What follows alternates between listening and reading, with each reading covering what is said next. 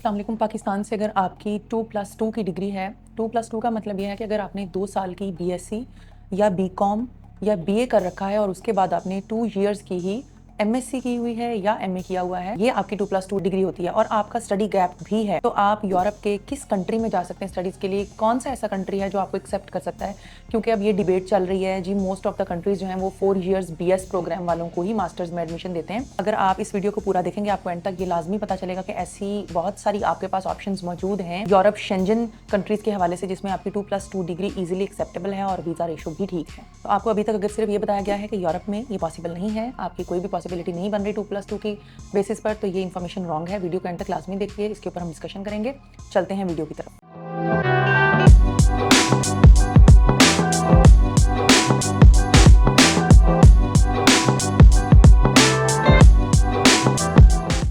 मैं आपको ऐसी डिफरेंट कंट्रीज़ के बारे में इन्फॉर्मेशन देने वाली हूँ जहाँ पर आपकी 16 इयर्स जो एजुकेशन है वो कंसिडर, इसमें यानी कोई तफरीक नहीं है कि आपने 4 इयर्स का बैचलर्स किया हुआ है या 2 इयर्स की बीएससी और 2 इयर्स की एमएससी कर रखी है। यानी इस चीज़ से बालातर आपकी कम्युलेटिव जो एजुकेशन है वो 16 इयर्स ओल्ड होनी चाहिए। और उसके अलावा आपका जो गैप है वो 5 साल का है, 7 का है या 10 साल का है, उसको भी जस्टिफाई कर सकते हैं और आपको एडमिशन मिल सकता है। चलिए सबसे पहले ये समझ लेते हैं कि 16 इयर्स एजुकेशन से मुराद क्या है।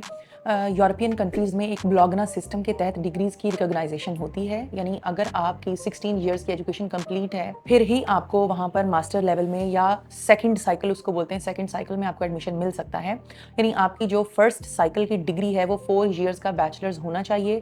नॉर्मली 3 से 4 साल first year degree European Schengen countries में करवाई जाती है, उसके बाद आप मास्टर्स की डिग्री करने के लिए क्वालिफाई करते हो। पाकिस्तान में भी वही सिस्टम स्टार्ट हो गया है, 4 इयर्स बैचलर्स आम है। अब बहुत कम ऐसे स्टूडेंट्स हैं जो आज से कोई हम 7-8 साल पुराने स्टूडेंट्स की बात करें जिनकी डिग्री 7-8 साल पुरानी है, तो उनके पास अभी 2+2 की डिग्री है, यानी 16 इयर्स एजुकेशन कंप्लीट है, लेकिन 2 डिफरेंट डिग्रीज की सूरत में, यानी बीएससी या बीए अलग, यानी बैचलर्स 2 साल वाला और मास्टर्स भी 2 साल वाला। इस हवाले से अगर इन 2+2 डिग्रीज के हवाले से अगर देखा जाए तो अगर आपका बैचलर्स 2 साल का है तो आपकी टोटल जो एजुकेशन बनती है वो 14 ईयर्स की बनती है। 14 ईयर्स, जिस बंदे ने 14 ईयर्स वाली डिग्री कर रखी है, बैचलर्स कर रखा है, उसको सिर्फ एक कंट्री है जर्मनी, जिसमें 13 ईयर्स की एजुकेशन के बाद आपको बैचलर्स में एडमिशन मिल जाता है, वहां पर आप जा सकते हैं। उसके अलावा कोई भी ऑप्शन अवेलेबल नहीं है यूरोपियन शेंजन कंट्रीज में कि आप 14 ईयर्स एजुकेशन के बाद मास्टर्स में डायरेक्ट एडमिशन ले लें। उसके लिए आपका 16 ईयर्स एजुकेशन का कंप्लीट होना जरूरी है। 2+2 वाली डिग्री के लिए जो जो कंट्रीज उसको एक्सेप्ट कर रहे हैं उनमें जर्मनी है, इटली है, लटविया है, लिथुआनिया है,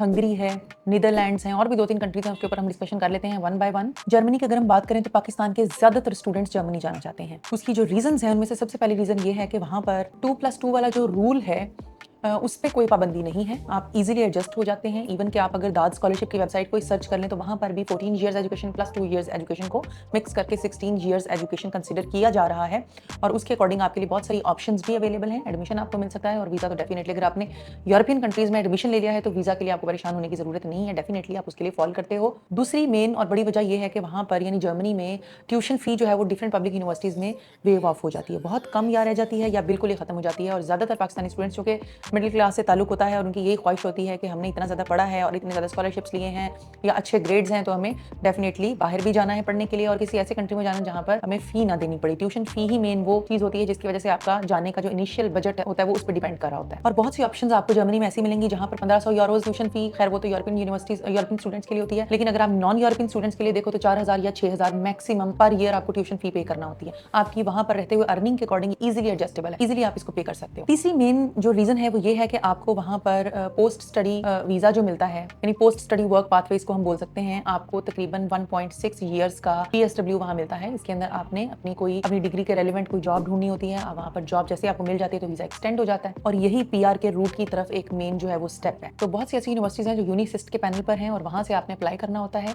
इसमें आप 2+2 डिग्री वाले को ईजिली जो है वो उसको एडमिशन मिल सकता है यहाँ पे। और हमारे टॉप 7 कंसल्टेंट्स के एक्सपीरियंस के अकॉर्डिंग हम आपको अप्लाइड साइंसेज की यूनिवर्सिटीज़ हैं उसमें एडमिशन लेने का या उसमें एडमिशन अप्लाई करने का मशवरा देंगे। ये बहुत ही एक बेहतरीन और वाइज डिसीजन होता है इस हवाले से कि आपका जो गैप है with true and relevant justification वो यहाँ पर आपका इजीली एडजस्टेबल है। तो करना क्या आपने कि यूनिसिस्ट के जरिए आपने डिफरेंट यूनिवर्सिटीज में अप्लाई करना है। बेसिकली यही उनका एक कह लो कि हब है जहाँ से आपका एडमिशन अप्लाई होना चाहिए और जो एक एप्लीकेशन है तकरीबन 75 यूरोज उसकी एप्लीकेशन फ़ी होती है और जितनी ज़्यादा आप यूनिवर्सिटीज उसके अंदर ऐड करते जाएंगे आपको 30 यूरोज पर यूनिवर्सिटी एप्लीकेशन फ़ी जो है वो पे करना होगी। तो आपने एक दफ़ा अप्लाई करने से पहले यूनिसिस्ट की जो वेबसाइट है उसको डबल चेक कर लेना है और आप अपनी रिक्वायरमेंट के अकॉर्डिंग मल्टीपल एप्लीकेशंस कर सकते हैं। मिनिमम जो आपकी प्रोफाइल है आपकी 2.5 सीजीपीए होनी चाहिए आउट ऑफ 4, ये मिनिमम है। इससे ऊपर जितनी आपकी सीजीपीए होती जाएगी, आपकी जो एकेडमिक प्रोफाइल है वो उतनी ही स्ट्रांग होती जाएगी। आइल्स आपका 6 या 6.5 होना चाहिए, डिपेंड करता है आप बैचलर्स में अप्लाई कर रहे हैं या फिर आप मास्टर्स में अप्लाई कर रहे हैं। और आपकी जो डिग्रीज हैं वो आपकी यूनिवर्सिटी से वेरीफाई होनी चाहिए, प्लस एचईसी से भी वेरीफाइड होनी चाहिए। गैप की अगर हम बात करें, जर्मनी जो है वो एक मोस्ट रिलैक्स्ड कंट्रीज में से आता है जहां पर आप विद ट्रू जस्टिफिकेशन, क्या आपने अपने जो साल गैप जिसको आप काउंट कर रहे हो वो ज़ाया कर दिए, या आपने कोई रेलिवेंट काम किया, या कोई रिस्पॉन्सिबिलिटी आपने उसमें अपनी पूरी की है, या कोई फैमिली बिजनेस था उसको रन किया है, या कोई भी आप मतलब उसके अंदर आपने अपने उस गैप को विद रीजनेबल जस्टिफिकेशन उनको जस्टिफाई करना है कि आपका ये जो गैप है वो आपको एक अपनी मिस्टेक ना लगे, वो एक फ्रूटफुल सा टाइम पीरियड लगे जो आपने गुजारा है, कि आपने अपनी स्टडीज़ अगर क्विट की थी तो आप कोई इंपॉर्टेंट काम कर रहे थे जो कि उस वक्त आपकी और वक्त की ज़रूरत था। इसके बाद हम इटली की अगर बात करें तो इटली में भी 14 ईयर्स एजुकेशन प्लस 2 यानी टोटल 16 ईयर्स एजुकेशन, दूसरे लफ्ज़ों में जिसको आप 2+2 कहते हो, वो एक्सेप्टेबल है। जो वहाँ की इवैल्यूएशन बॉडी है, CIMEA के नाम से एक इंस्टीट्यूट है, वो उनकी डिग्रीज़ की इवैल्यूएशन बॉडी है। बेसिकली वो आपकी डिग्री वहाँ पर जाएगी और फिर वहाँ से वेरीफाई होकर आएगी, और जैसे ही वो वेरीफाई कर देंगे कि आपकी 2+2 डिग्री रिकॉग्नाइजेबल है तो आपको इटली की भी यूनिवर्सिटीज़ में ईजिली एडमिशन मिल जाता है। इटली को अगर हम देखें तो वहाँ पर गैप का भी कोई इतना प्रॉब्लम नहीं है। आपका गैप अगर जस्टिफाइड है तो आपको एडमिशन मिल सकता है, आपको वीज़ा भी मिल सकता है। जो प्रॉब्लम है वहाँ पर वो सिर्फ और सिर्फ अपॉइंटमेंट्स की है। अपॉइंटमेंट्स बहुत ही कम मिलते हैं या बहुत ही ज़्यादा डिले के साथ मिलती हैं। यहाँ पर भी ब्लॉगना सिस्टम के तहत आपकी जो डिग्रीज़ हैं, आपकी यानी 16 ईयर्स एजुकेशन, 18 ईयर्स एजुकेशन, ये प्रोसेस यहाँ पर भी प्रिवेल कर रहे हैं। इटली में भी बहुत सारी यूनिवर्सिटीज ऐसी हैं जो आपको ट्यूशन फी माफ़ कर देती हैं, या फिर जहाँ पर ट्यूशन फी वेव ऑफ होती है, या फिर आपको बहुत ही कम ट्यूशन फी के ऊपर एक स्कॉलरशिप मिल जाता है जिसमें आपकी ट्यूशन फी बहुत ही कम रह जाती है। तो इटली एक बहुत ही अच्छी ऑप्शन है उन स्टूडेंट्स के लिए जो कि पाकिस्तान में नहीं है, वहाँ से बाहर हैं और उनको अपॉइंटमेंट्स ईजिली मिल सकती हैं। आपने उस कंट्री की सिलेक्शन करनी है जहाँ पर आपको सिर्फ एडमिशन की ज़रूरत नहीं, आपको वीज़ा की भी ज़रूरत है। तो आपने उस कंट्री की सिलेक्शन करनी है जहाँ पे आपको फॉर श्योर ये पता होना चाहिए कि आपकी जो अपॉइंटमेंट है उसका इशू नहीं होगा, आपकी अपॉइंटमेंट साल 2-2 साल नहीं लटकेगी। उसके बाद हंगरी है। हंगरी में भी 2+2 डिग्री जो पाकिस्तान से स्टूडेंट्स ने ली होती है, BSc और MSc वाली, उसके ऊपर कोई रोक टोक नहीं है। ईजिली आपको एडमिशन मिल सकता है। आपके पास आइल्स है, आपके पास 2+2 डिग्री है, आपकी CGPA 2.5 से ऊपर है, आपको ईजिली वहाँ एडमिशन मिल सकता है। आपको कोई फाउंडेशन ईयर प्रोग्राम में जाने की ज़रूरत नहीं है, कोई आपको पाथवे या ब्रिजिंग की ज़रूरत नहीं है। आप डायरेक्ट डिग्री में एडमिशन ले सकते हो, मास्टर्स की डिग्री में।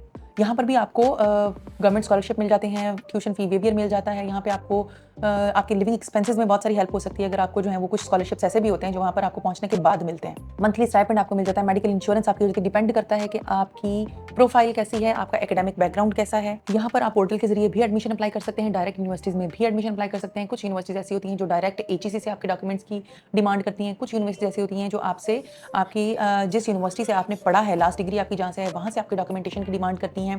तो डेफिनेटली यहाँ पर आपको गैप का भी कोई इतना खास इशू नहीं है। आपका गैप भी अगर जस्टिफाइबल है तो आप इजीली जो है एडमिशन और वीज़ा ले सकते हो, लेकिन डिपेंड करता है कि आपका गैप है कितना। आपका गैप जो हंगरी में एक्सेप्टेबल है वो तकरीबन 5 से 7 साल है। उसके बाद अगर हम बात करें तो नीदरलैंड्स, फ्रांस और स्पेन। बेसिकली नीदरलैंड्स जो है वहाँ पर गैप इजीली एडजस्टेबल है आपका, आप इजीली विद गैप भी जा सकते हो। 2+2 डिग्री भी एक्सेप्टेबल है, कोई इतनी प्रॉब्लम नहीं होती वहाँ पर भी। लेकिन यहाँ की स्टेटमेंट बहुत ज़्यादा हाई है, लिविंग एक्सपेंसेस ज़्यादा हैं, प्लस यहाँ पर ट्यूशन फी भी बहुत ज़्यादा होती है। लाइक आपको तकरीबन 20,000 यूरोज जो है वो आपको पर ईयर फी पे करना होती है। फ्रांस की अगर हम बात करें तो फ्रांस में ज़्यादा गैप एक्सेप्टेबल नहीं है।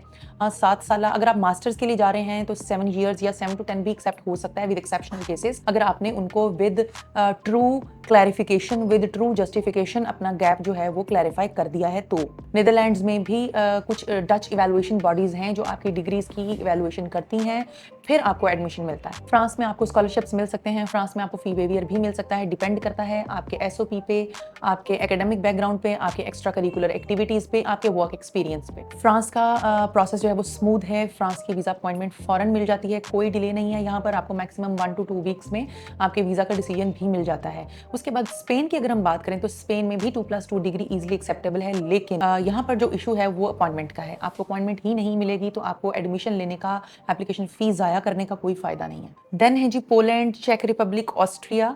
तो ये वो कंट्रीज़ हैं जहाँ पर आपको गैप की भी बहुत ज़्यादा जस्टिफिकेशन, यहाँ पर गैप ज़्यादा 10 साल गैप एक्सेप्टेबल है नहीं, 5 साल गैप या 6 साल गैप यहाँ पर एक्सेप्टेबल है। गैप की जस्टिफिकेशन डेफिनेटली आपने जहाँ पर भी आपका गैप होगा आपने जस्टिफाई करना है उसको। 2+2 डिग्री भी आपकी इजीली एक्सेप्टेबल है। बस एक चीज़ आपने जो है ना वो याद रखनी है कि आपने अपने कंसल्टेंट से ये इवैल्यूएशन करा लेनी है कि आपकी प्रोफाइल आपकी रिक्वायरमेंट्स के अकॉर्डिंग किस कंट्री के लिए बेस्ट फिट है। स्टडी गैप की अगर हम बात करें तो आपका जो वर्क गैप है उसकी एक्सप्लेनेशन कुछ इस तरह होनी चाहिए कि आपका जो आप उनको जो सर्टिफिकेशंस दे रहे हैं उसमें शो होना चाहिए कि आपने फुल टाइम वर्क किया है। कोशिश करें कि आपका जो काम है, जो आपने जॉब कर रखी है या आपका जो एक्सपीरियंस है वो आप जिस डिग्री में अप्लाई कर रहे हैं उसके रेलिवेंट हो। देन है जी, आप ये भी एक्सप्लेन कर सकते हैं कि अगर आपका कोई फैमिली बिजनेस था और आप उसको रन करने के लिए अपनी जॉब क्विट अपनी स्टडीज क्विट करके बैठे हुए थे, लेकिन कुछ अरसे के लिए आपने पॉज लिया था, ठीक है, तो वो भी एक्सेप्टेबल है।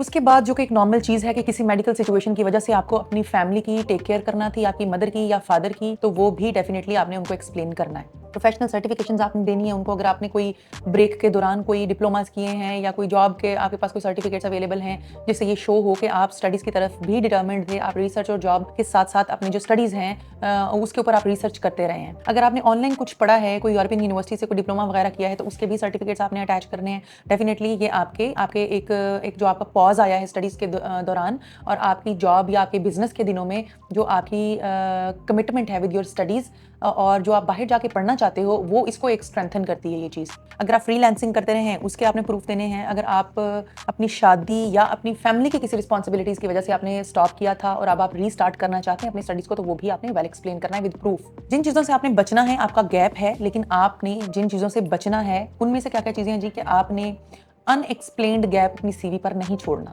और आपने इस तरह की बात भी नहीं लिखनी, कोई ऐसी आपने एलैबोरेशन भी नहीं देनी कि जी आप पर्सनल एंगेजमेंट्स की वजह से या फिर पर्सनल रीजंस की वजह से आपने गैप लिया। ये कुछ नहीं होता, ठीक है। आपका गैप है तो आपने उसको जस्टिफाई करना है। उसको एज अ मिस्टेक या एज अ सर्कमस्टेंस नहीं लेना, आपने उसको एज एन अपॉर्चुनिटी लेना है और उसको एक्सप्लेन करना है। जिन तमाम कंट्रीज़ का मैंने जिक्र किया है उनमें एडमिशन अप्लाई करने के लिए, अपनी एप्लीकेशन रन करने के लिए आपको HEC और IBCC अटेस्टेड आपके डॉक्यूमेंट्स चाहिए, आपकी डिग्रीज, आपके सर्टिफिकेट्स और आपकी ट्रांसक्रिप्ट्स। उसके बाद आपका IELTS एकेडमिक होना चाहिए, जहां पर ज़रूरत है वहां पर definitely according to the requirement 6 bands या 6.5 बैंड। उसके बाद आपके पास एक स्टेटमेंट ऑफ पर्पस होना चाहिए जिसको मोटिवेशन लेटर भी बोलते हैं या SOP बोलते हैं। वो वेल रिटन होना चाहिए, प्लान्ड होना चाहिए। उसमें आपके गोल्स और आपकी सारी चीज़ें जो है वो क्लियर कट अगले बंदे को समझ भी आए और कोई एक रब्त भी होना चाहिए कि वाकई ये किसी स्टूडेंट ने, किसी जेन्युइन स्टूडेंट ने लिखा हुआ है।